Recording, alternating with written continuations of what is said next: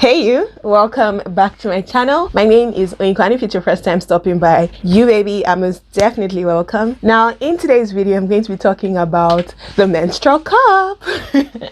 A little while ago, I think it was about 5 months ago, that I made the plunge to start using one of these bad boys, and I'm still using the very same one that I actually started using in the first place. So I've come to tell you guys, give you guys an update, if you would, yeah, an update here on what you can expect with the menstrual cup, things I wish I knew about the menstrual cup that I have now come to understand as I've been using it for a little bit. So if that sounds like something that you would be interested in, then please keep on watching. And it's so cute, funny how this matches my shirt, matches that bed sheet right there, matches my lips somewhat actually. It's a vibe, it's an actual vibe, and I'm here for it. Anyways, let's get started. Before we jump into the video talking about the menstrual cup, just in case you are feeling this hair, it is by a company on Instagram called Zoe Manna Hair. So I'm going to leave the link to Zoe Manna Hair down in the description box, but I absolutely love this hair. You guys must have heard me talk about Zoe Manna Hair on this channel. I mean, if you've not heard of Zoe Manna and you watch me, do you really watch me, baby girl? Do you really watch me?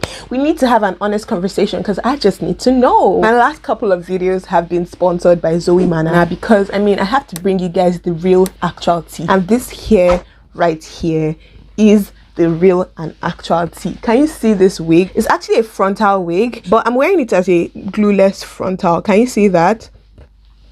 And it still does the job. It still does the job. If I didn't lift up the frontal, would you have known that it was a glueless frontal? Think about it. Just see how it matches my skin tone. Do you see that? Do you actually see that? You need to get yourself one of these Zoe Manna bad boys. I love it. It gives me Beyonce vibes, especially because of the color. It is pretty and that.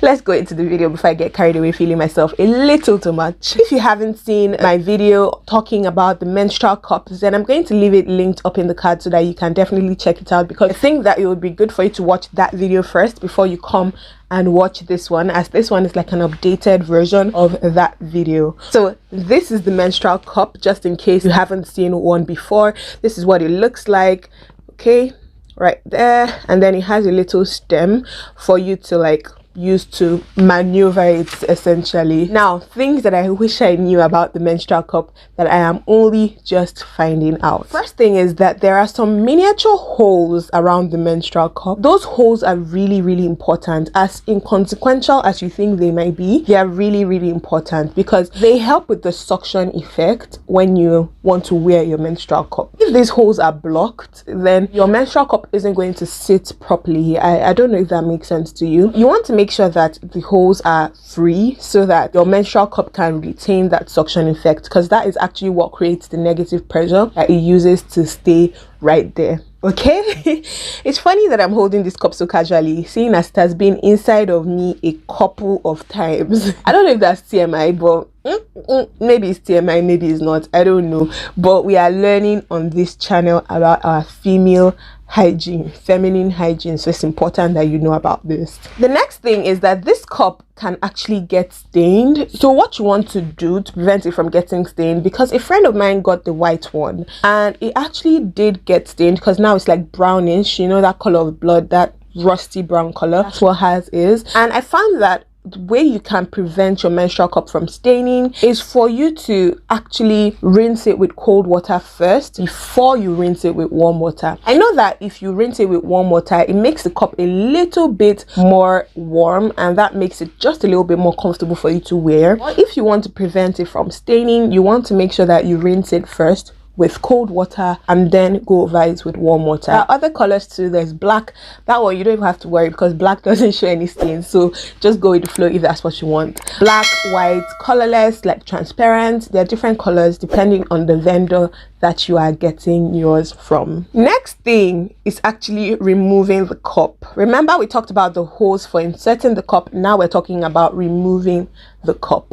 If you are not careful enough when you're removing the cup, it can be quite painful to wear it and remove it. So what you want to do is you want to pinch this place like so. When you want to take out the cup, you have to stick in your hands into your pom pom, pinch this place like so, and then it releases that vacuum effect that we spoke about earlier, but that the host created. When you pinch it, it releases that vacuum effect, and then you can slide it down. But if you just try to pull it down like this, it will be quite uncomfortable. That's something that I actually learned that has helped me with my menstrual cup journey. Another thing is, if you're not very conversant with knowing how to use the menstrual cup, you want to use a panty liner for the first few times until you can get a grip, because if you don't, you will end up staining yourself. Try to use a panty liner, a pad, whatever, till you get a grip of it, and then you can do without it. Like right now, I don't need panty liner or pad because I have kind of understood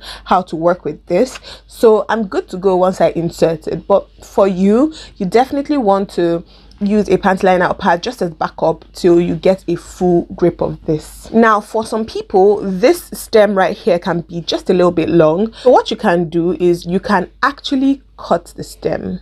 Now, if you look inside here, you would see that the inside part is sealed. So if you're going to cut the stem, you want to cut it just before that inside part that is sealed, because that way the menstrual blood isn't pouring. But if you go ahead to cut it somewhere here, then you would remove that seal, and all the blood that it's collecting will just end up pouring right out. So just make sure that you cut it right after the seal and not before the seal, so that you can keep everything good and juicy in the cup, right? And you have to do things that increase your intra-abdominal pressure. You may find that the cup is not staying properly.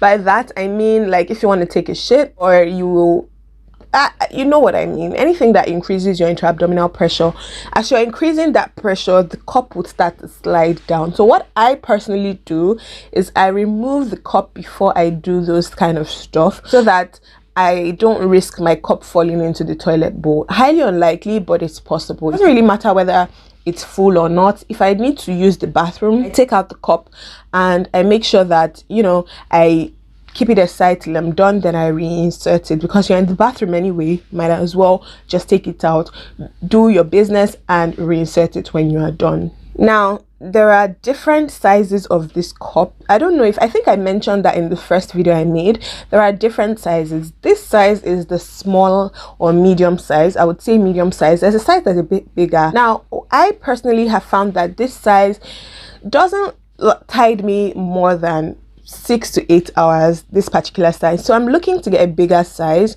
So if you are looking to buy a menstrual cup, please bear in mind that they have different sizes, so that you can, you know, make an informed decision about the size that you're buying. If you want to measure the position of your cervix or any of that, you can check the internet. There are a couple of videos. This is a menstrual cup, but then there's also a menstrual disc. Now, if you want to get freaky when you're on your period, freaky, I would suggest that you use the menstrual disc instead, and that would just help things, you know, move a bit easier.